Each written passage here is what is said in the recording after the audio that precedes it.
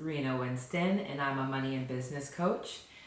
What's interesting is that I don't specialize strictly in the numbers in the financial system side of things. I focus on the human, so the impact to people and their capacity and their ability to carry out their goals in money or business. So my background is actually in project management. I'm a systems thinker, and I like to apply those notions to groups of people and see how everyday policies, government, and just the world we live in impacts us.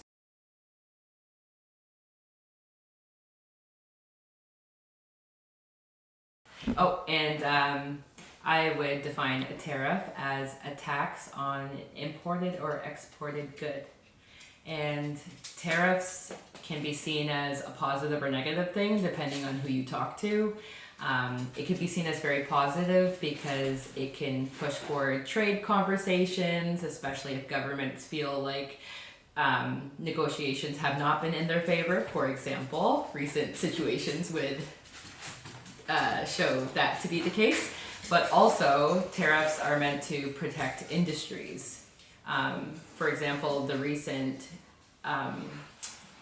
President Trump bringing back tariffs and making them central to the United States again, it's intended to protect certain industries, to allow people to buy American, and so that can be very positive for some people because that means your jobs are protected.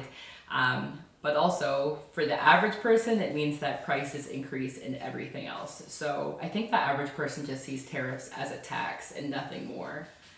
And it would be those who are higher in government and policy and a little bit more informed and in the weeds of things might see a tariff for its positive impacts as well. But I think the average person would see it as pretty negative.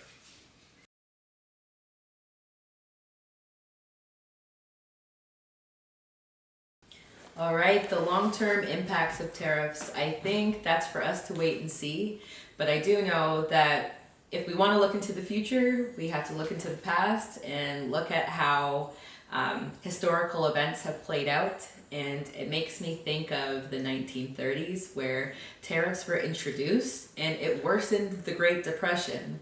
And considering the state of our economy right now after the pandemic and through COVID, I'm wondering, is this going to be a situation that we're going to be happy that it went this way? Is it going to be favorable for international relations?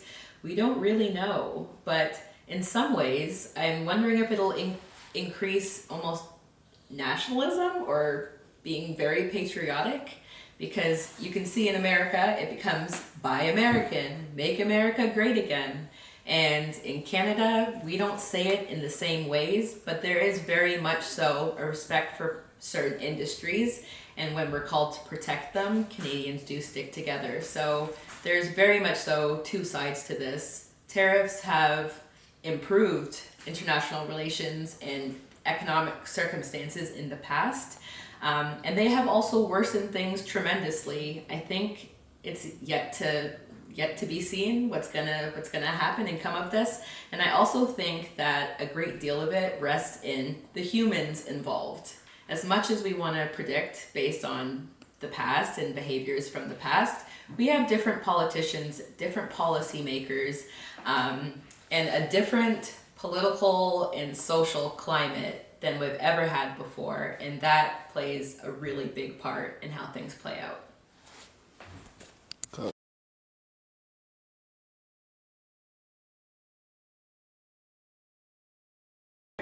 Hi, my name is Scott, and I'm a co-founder of a new pet store in Toronto Beaches area called Furrr, F-U-R-R-R.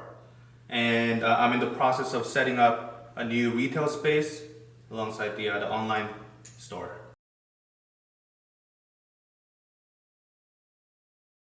American tariffs impacted the purchasing power of animal products? So from the sorry, 1 second.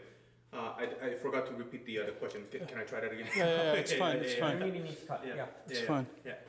So how has the purchasing power of the dollar changed with the American tariffs, specifically for the animal product sector? Yeah, right. So the U.S. tariffs impact on Canadian pet sector has been noticeable. From the pricing perspective, there hasn't been much increases as pet shop owners has been anticipating. However, the biggest change that we notice now is that Canadians are looking for Canadian products, and that has reshaped what products I need to stock in my pet store.